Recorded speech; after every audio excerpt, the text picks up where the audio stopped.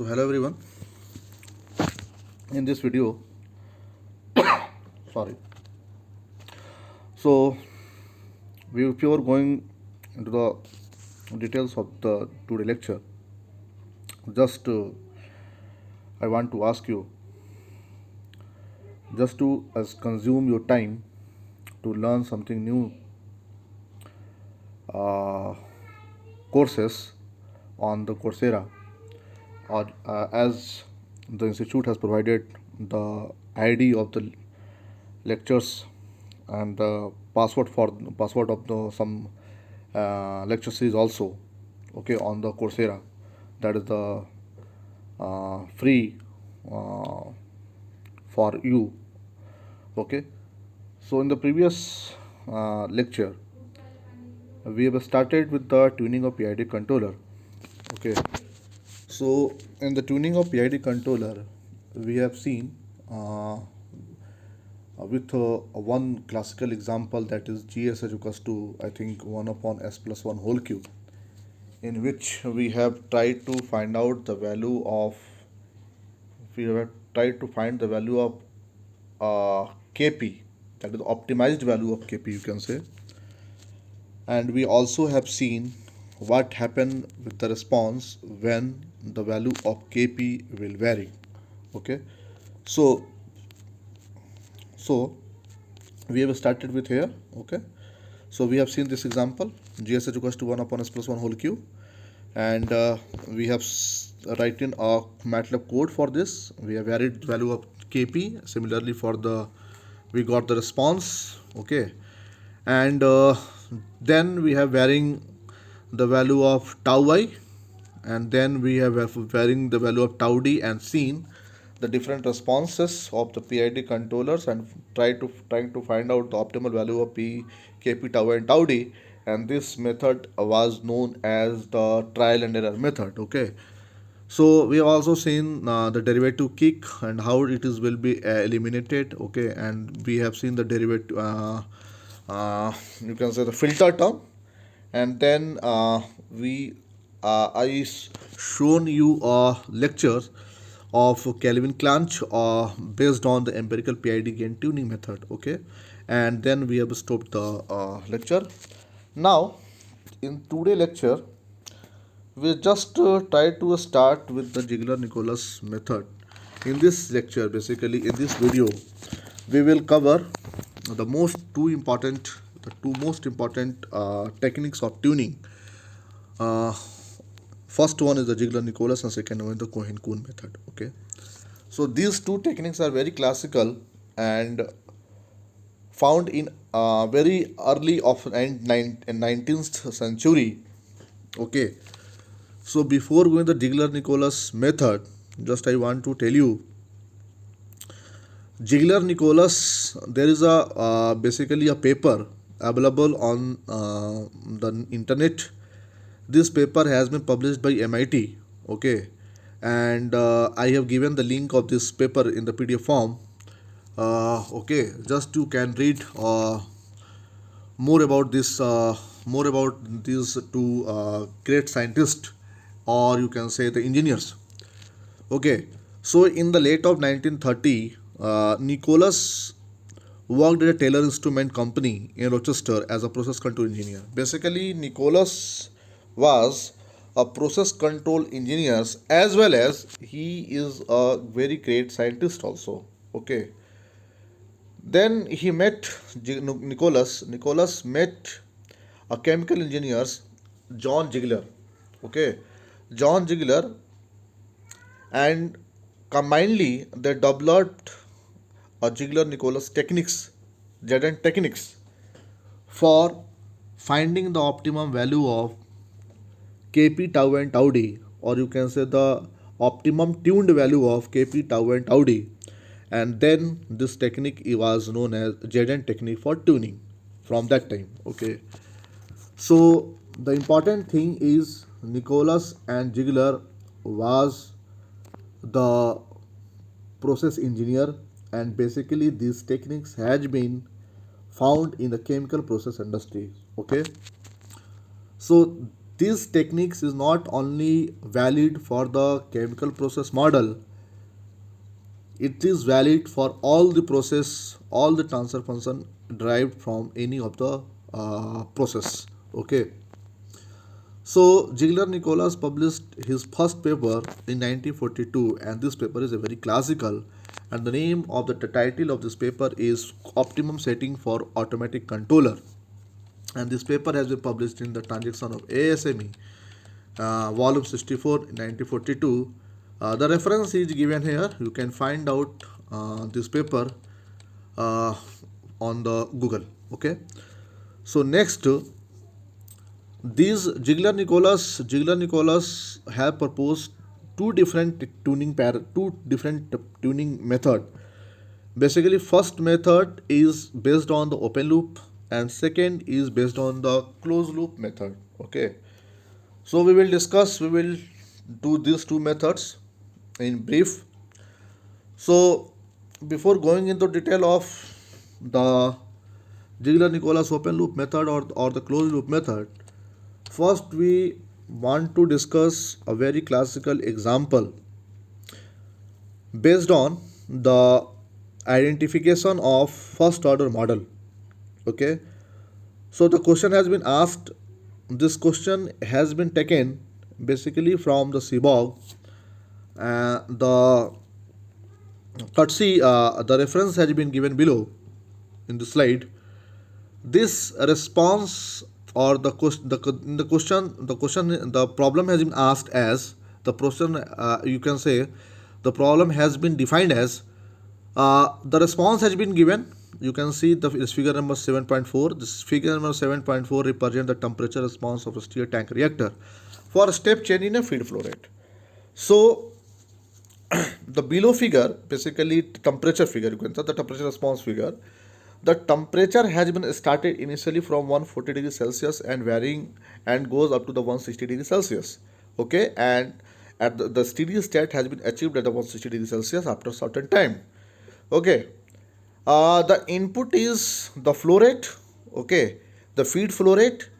The feed flow rate, the variation in feed flow rate has been taken place from the 120 degrees 120 kg per minute to 125 kg per minute. Okay, so against the 120 to 125 degrees Celsius kg per minute flow, the variation in temperature has been occurred. The temperature has been occurred. The variation, the response has been occurred in temperature. Okay. So the temperature is started initially from 140 to 160 degrees Celsius. Okay. So the question is, I'm just stating the question. This figure number 7.4 shows the response to the temperature T in a continuous stir tank reactor. So this is the basically a response of a CSTR to a step change in a feed flow rate W from 120 to 125 kg per minute. So you have to ask or you have to find an approximate first order model for the process and these operating conditions. Okay.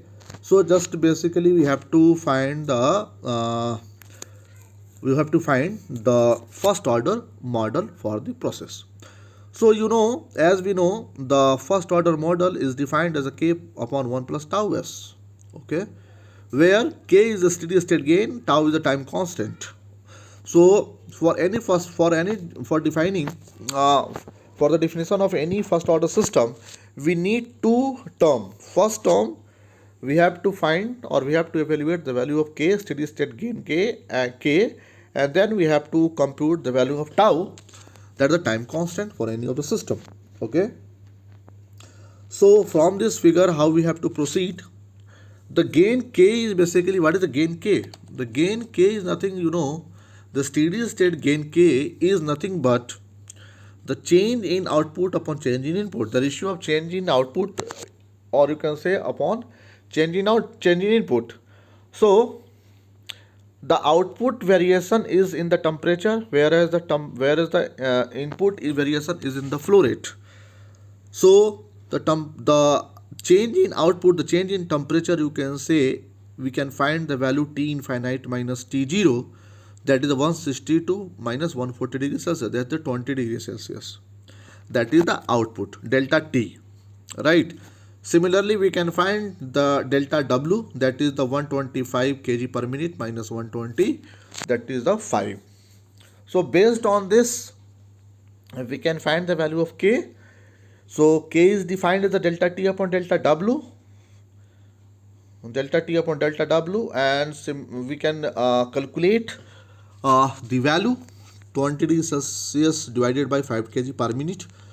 So K we can calculate 4 degrees Celsius per kg per minute. Okay. So in this way we have calculated the value of K. Okay. We have the value of K, steady state gain. Okay. Now we have to calculate, the next step is we have to calculate the value of tau. Okay. So how the tau is defined? Simply, tau is defined as the response of the system at 63.2%. That time at 63.2% of, you can say 63, okay, that is the 63.2% of what? Of 160 minus 140, that is the 20. Okay. So we can calculate the value, and then the whatever the value will be calculated, just we add with the 140, and then we got 152 degrees Celsius, 152.6. Okay. So this time came as a tau is equals to 5 minutes, as we shown in the picture. Shown in this picture, this is the 5 minute. Okay. So similarly,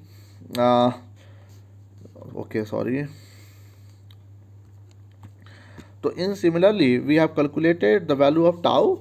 Okay. Tau is equals to 5 minutes at 63.2% method. So the temperature at 63.2% is 152.6. I have already explained you. So the process model means transfer function. Transfer function is defined by Laplace output upon Laplace input. So the temperature is the output and the flow rate is the input. So K upon 1 plus tau s, K is equals to, now we have calculated as 4, and tau is already be calculated as a 5. So the transfer function becomes 4 upon 5s plus 1. Okay. So this example has been taken, I already told you, Seaborg. Okay. So now what is the conclusion? The conclusion is very interesting.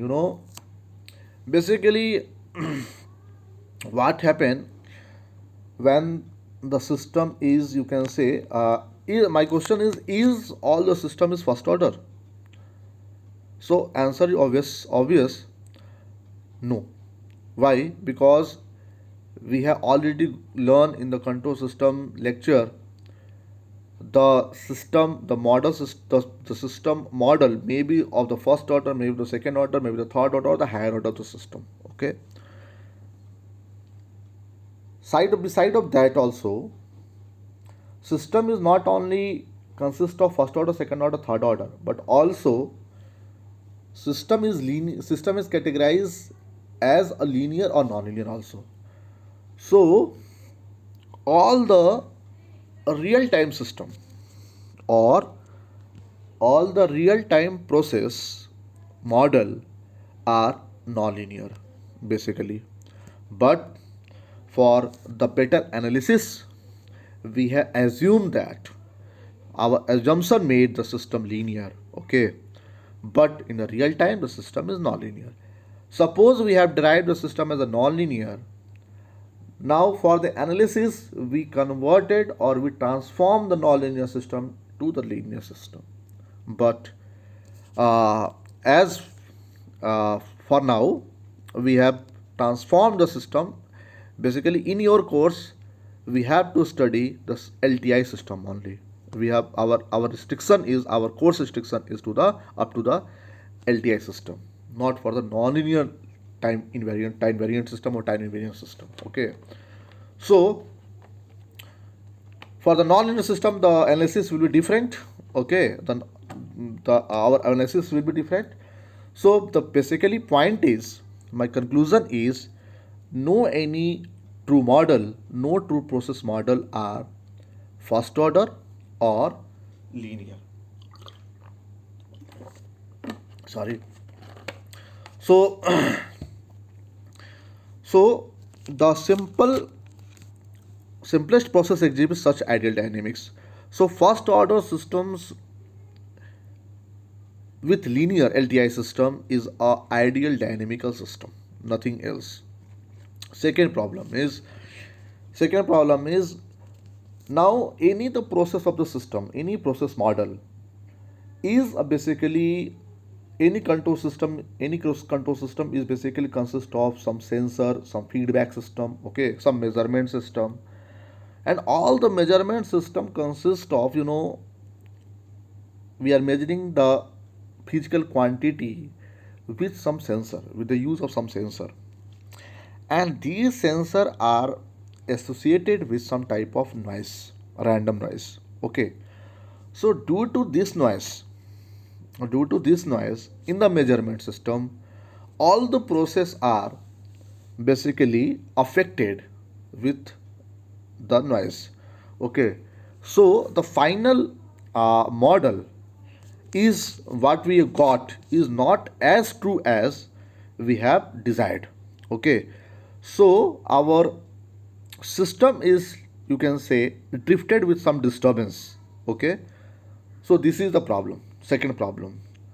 Our third problem is any of the chemical process plant, any of the chemical process plant having some delay in the process. Delay in the process means, suppose we have a pipe, okay, we are giving input at t equal to 0 at the first end, okay, and we are getting a solution at, we are getting same flow after a certain interval time from the suppose from the next end, okay. So suppose that the length of the pipe is L. So after the L by V, that is the time period, okay, the V is the velocity of that fluid and L is the length of this, you can say, the pipe. So after the time T means L by V, we got the response, okay. So all the chemical process, generally all the chemical process are associated with a problem of time delay, okay. We already have seen in the previous lecture, or we have to define the transfer function for the delay system, e to the power minus theta s, okay, e to the power minus theta s. And also we have seen the first order paired system, second order paired system. We have already approximated these e to the power minus theta s delay term. So our summary is this, whatever we have seen here in this curve, this is the ideal curve for the first order system, okay, or you can say, or I want to tell you, so this is the steady state, as we know the response is this one, no problem, okay. At the 63.2% the time constant has been defined, no problem. Now see, this is the basically y, okay, from 1 to 0, 0 to 1, you can say this is the y, or y is defined as a km. M is the input change in the input, k is the gain, okay. So steady state gain k may be defined also as a y upon m, change in output upon change in input, right. So we will see, we will use this equation later on in the next slide, or next in upcoming slide, okay. Sorry. So our conclusion is, in order to account the higher order dynamics that are the neglected, higher order dynamics may be approximated to the first order model, but time delay cannot ignored. I already told you, higher order system may be neglected, or maybe you can say transformed into the first order system, because you with the help of, you can say, there is a one concept, you can say, by which the higher order dynamics may be converted into first order model or the lower order model. That technique is, you can say, I forget the term. forget, sorry. So we can convert the higher order system to the lower order system, but we can't ignore the time delay. Okay, time delay term. So for such type of system where the time delay has been occurred, so such type system is known as a first order time delay model, FOPTD. Okay, so FOPTD has been defined in the terms of k e to the power minus theta s upon tau s plus 1. Okay, so now see, so what we have to do with how do we have handle the first order plus time delay time system.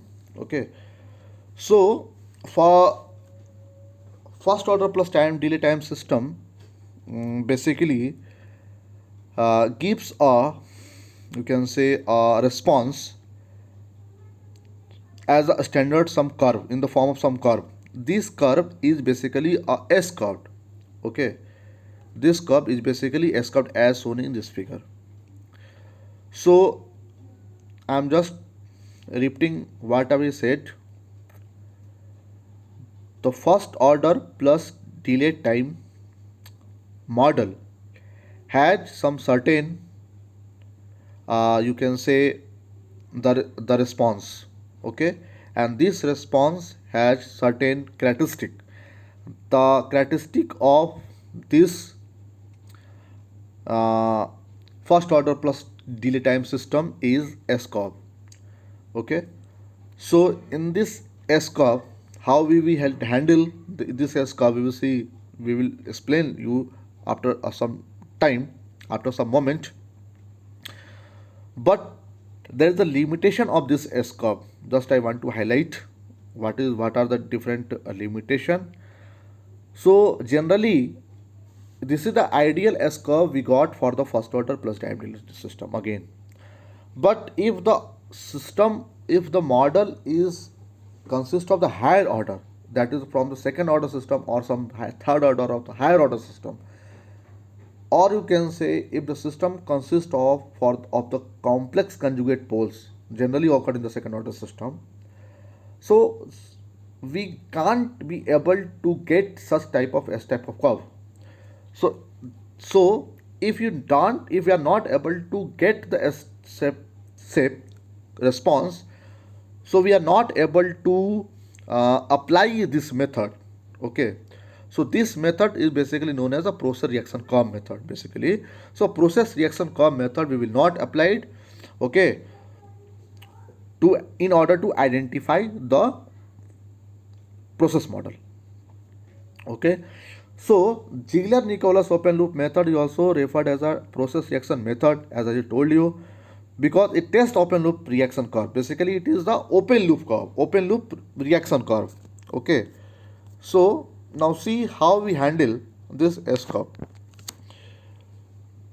As I have told you, this y is equals to k, where k is the steady state gain, m is the input. Okay, y is the response. Okay, now in this picture the important thing is to find out the inflection point. Now question is, what is the inflection point? The inflection point is that point where the S curve changes the nature from initial to final, or you can say, you can see here the curve is increasing. Okay, the curve is increasing exponentially, and then it becomes like a constant linear, and then the nature of the curve has changed and decreasing as a this. Okay, increasing but in the opposite direction, you can say. First it is increasing in exponentially e to the power minus, like e to the power plus tx, e to the power x, and then e to the minus x, like, is it okay? So sorry, it may not be minus x, but you can say 1 minus 2 minus x. Okay, so however, the inflection point is that point where the nature of the curve is changed. Okay, so that point is known as the inflection point. Now just our target is to find out that value. We have to find the inflection point we have to find the or we have to mark the inflection point and draw the tangent. Okay, draw the tangent and extend this tangent to the x-axis, or you can say time axis, where this intersect, and also extend as in the steady state response where this intersect. So so I have extended this curve, this tangent, downward also and upward also. In downward, the curve is intersected at the time axis, and in upward, the tangent is intersected at the steady state value. Okay. So now, where the tangent intersects time axis, this time I am showing with this pen. This time is known as theta, delay time. Okay, and after the steady state where the upward curve intersect or upward tangent intersect the steady state point, or just draw the perpendicular to time axis point, and this from influx from steady from you can say the bottom tangent intersect time x at the axis and this point. You can say in the from see the figure, this value, you can say this value is nothing but the tau. This value is you can say theta. So theta plus tau becomes total t, right? Total t. I hope it is clear to all of you. Okay. So once you calculated the value of, you can say the theta and tau, then you can calculate the value, or you can calculate the process model k upon 1 plus tau s. Okay, 1 upon tau s. How? You can calculate the k, y is equals to k. You know the variation in y, you know the variation in m. You can calculate the value of k. Also, you calculate the value of theta with the help of the inflection point tangent. You can also calculate the value of tau. Okay, so just I am reading this is the highlight. The process gain k is found by calculating a ratio of a steady state change in y to the side of the input state change in m. That is I told you. A tangent is drawn at the point of inflection of the step response. The intersection of the tangent line and the time axis is the time delay. If the tangent is extended to the intersect the steady state response line, y is equals to k, the point of intersection correspond to time t is equals to theta plus tau. Therefore, tau can be found by the subtracting theta from the point of inflection, nothing else. Okay, that is already we have discussed. Now, once the value of theta, k and tau has been evaluated, just we use this table, and with the help of this table we can calculate the value of you can say PID settings. Okay, so in this PID settings for the P controller, basically Kc is defined, or Kc is defined as the tau upon k theta. For the Pi, the Kc is defined as 0.9 tau upon k theta, and tau is defined by theta upon 0.3. Similarly for the PID controller. So this is the Ziegler-Nicholas open loop table. Okay, and next is the Cohen-Kuhn table. Okay, so Cohen-Kuhn also use such type of basically theta k tau, but this is the table. How the Cohen-Kuhn will work, I will tell you later. Next is the AIMIGO. Just I have highlighted, but it is not in the syllabus. AIMIGO stands for the approximated M constant integral gain optimization techniques. Okay. So our next slide is the disadvantage. The major disadvantage of this time delay estimation method is to compute the point of inflection. Okay, it is very important. There is the calculation or the computation to find out the point of inflection is not very easy, and due to this toughness in computational you can say complexity, due to the complexity, this complexity, uh, Sundarsan and Krishnaswamy 1978 just proposed to avoid use the point of inflection, basically. So he has defined a curve. Basically, I am just trying to show you this figure. He has taken two time. Basically, I have used here T2 and T3. Basically, this is T1 and this is T2, not T2 and T3. Just T1 and T2 has been defined at 35 point, basically 35.2, 35.3. T1 is defined at the response time, where the response has been recorded for the 35.3 and T2 has been recorded for the 85.3. Okay. Then this T1, after the calculation of T1 and T2, after the calculation of T1 and T2, just we have defined the value of theta and value of tau. The theta has been defined with the equation 1.3 T1 minus 0.29 T2, and tau is defined as a 0.67 T2 minus T1, right?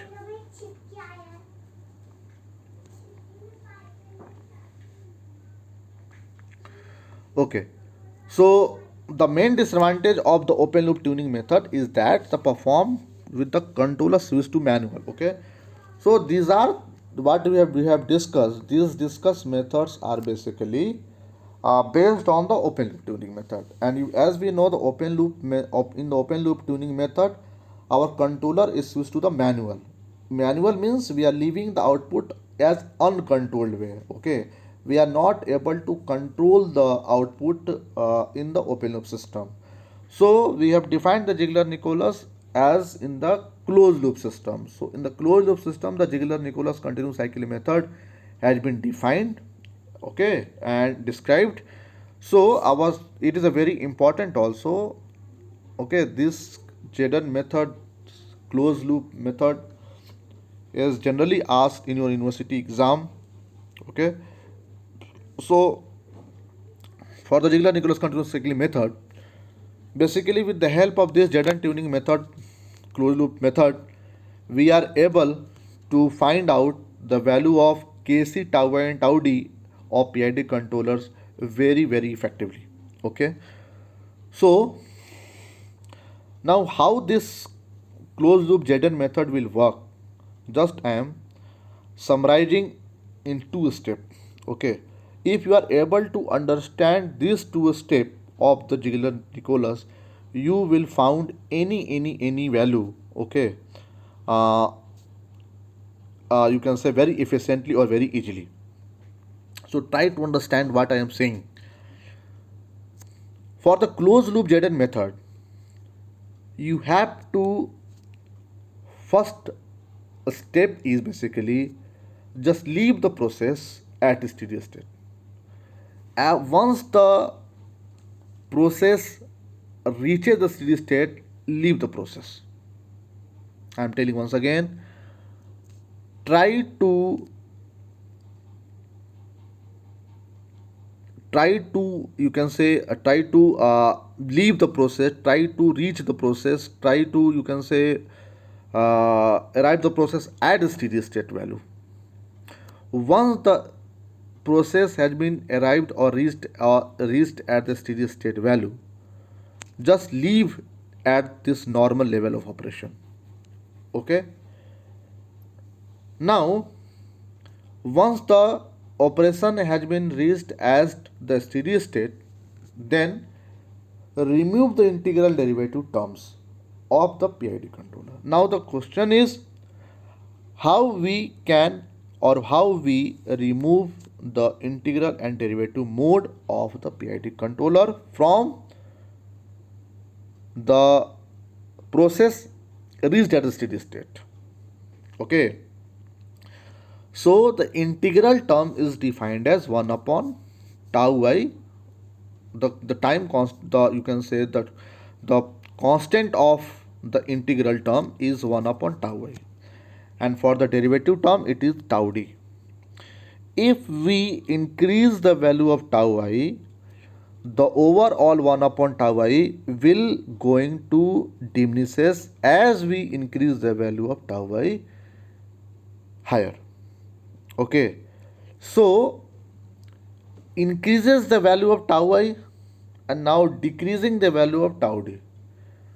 It means we are making the PID controller into the P controller only. The integral term and derivative term will going to diminishes, or you can say die out, because as the tau I will increases, again 1 upon tau I will decreases, and then overall tau integral term will diminishes, or you can say becomes very very minimal, very very ineffectively it. And similarly for the derivative terms. Okay, so now once the integral and derivative terms have been removed from the PID controllers, it means the PID controller has been converted into the only the P controller. Now for the P controller, just varying the value of Kc. Okay, the varying the value of Kc now, or you can say disturb the system. Disturbing the system means just to starting the variation in the value of Kc. Okay, and observe the response of the system. You can say observe the transient response. If the response decay, then if the response will come in the decay like, then increase the value of Kc, right? If the response will come in the form of oscillation, then decrease the value of Kc. Record the first value of Kc where you got the first oscillation, first sustained oscillation. It means you have to find out the value of Kc, or we have to compute that value of Kc where the minimum value of that Kc where the response exhibits such oscillation firstly, or you can say just the sustained oscillation has started. Just record that value of Kc. Okay, so at that value of Kc, or you can say for that value of sustained oscillation, just you have to record the value of ultimate gain Kcu and ultimate period Pu. Now your question, your half, more than 90% of question has been over. Now you have to calculate all the calculation, and it depends only the mathematics now. You have to calculate the value of Kcu and Pu only now for this sustained oscillation. Okay, for this sustained oscillation where the minimum value of Kc has been occurred. Okay, now sorry, so our question is no, how to calculate the value of Kcu, that is the ultimate gain, and how we have calculated the value of Pu, that is the ultimate period. Okay,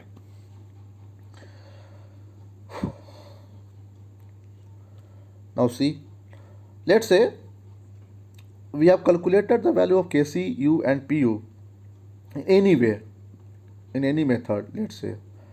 Then with the help of this table, that this table is known as Ziegler-Nicholas controller setting table, so we can find out the value of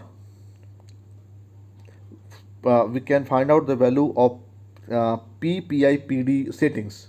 Okay, that is Kc, tau I and tau d by the formula Kc 0.5 Ku for the P controller, 0.45 Ku for the Pi in Kc, and T tau I is Pu by 1.2 for the integral term. Okay, so by this table we can calculate the value of Kc, tau and tau d for the different PIP, PIP and PID controller. Now the question is, how do we calculate the value of Ku and Pu?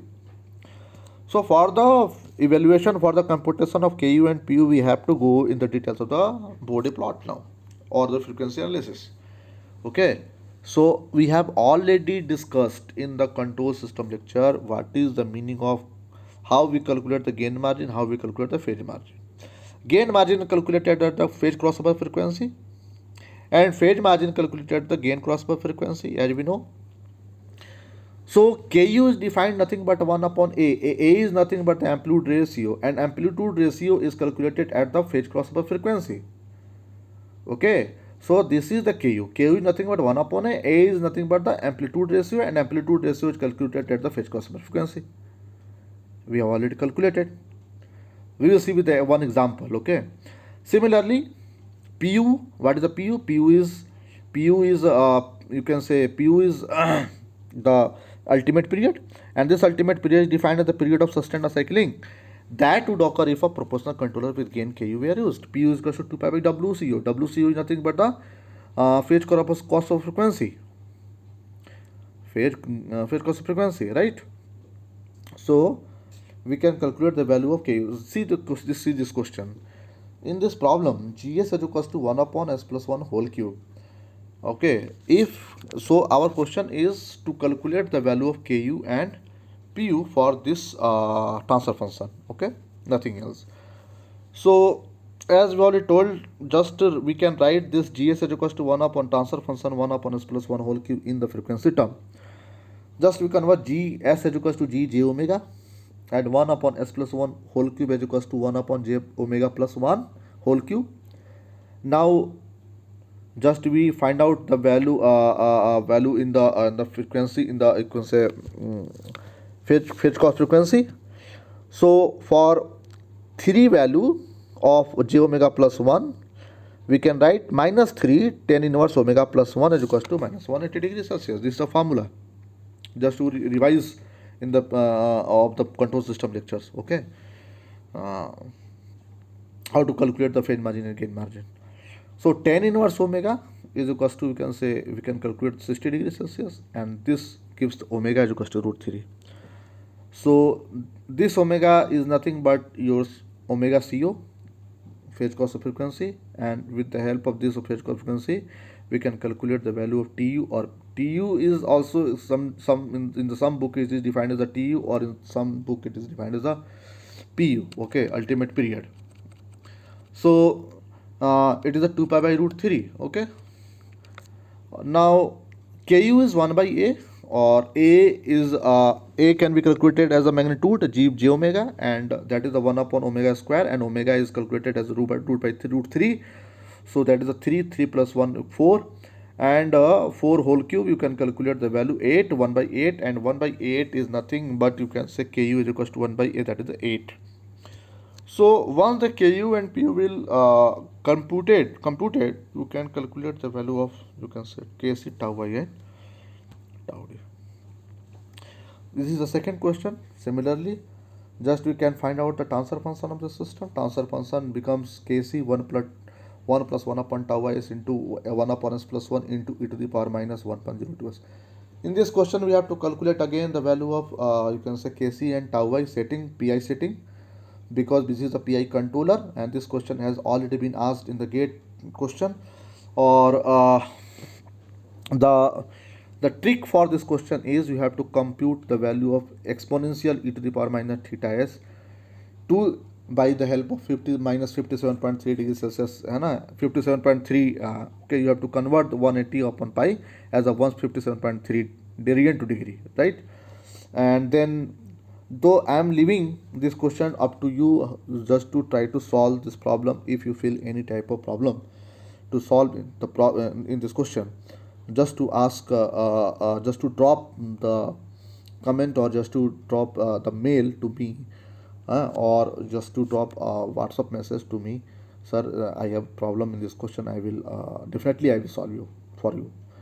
Now, hope you all the students have understood what I have taught up to now. That is about the Ziegler-Nicholas open loop method or the closed loop method. Now, second technique is the Cohen-Kuhn method. Okay, so in the Cohen-Kuhn method, this is the last, I think. This is the last tuning method in of your syllabus. Due to the lag of the time, I am not able to complete or cover the lambda method, IMC tuning rules, or something else, or the soft computing approach. Okay, so this is the last tuning rules for you. So this is also a very classical and this technique is given in the 1953, whereas this Ziegler Nicholas has been given in the 1942. Okay, so after 10 years, after approximately 10 years, Cohen Kuhn has proposed the system, you can say the tuning method for the open loop system. Okay, so so the Cohen Kuhn just disconnected the valve, or you can say controller, to the valve or make the system open. Okay, as we can see from the picture. Okay, so with the help of this picture, you see this has been disconnected and make the system as a input. Okay, m by s. So we have taken this m by s means it is the step input m. Just we have converted the Laplace, so m by s will come. Okay, so there is no disturbance, u equal to 0 we have to consider. This is the valve, this is the process, and this is the feedback going into the system, right? So with the help of this, okay, so with the from this figure you can say, just I'm reading, this figure shows a typical control loop in which the control action is removed and the loop opened for the purpose of introducing a step change, that is m by s to the valve that I have told you. The step response is recorded the output with measuring element. Just we record the step response for the m/s. The step change to valve is conveniently provided by the output from the controller, which is in manual mode. Okay, and this response is again, you can say, the process section curve, the standard curve that will in the form of S shape. Or with the help of this S shape, the response is like coming like this. The response is coming like this. Okay, so if the response is coming like this for the then what we have to do, we have to again draw the we have to find out the inflection point. Okay, and just increase just extend the tangent. Okay, just I'm reading what that you have given.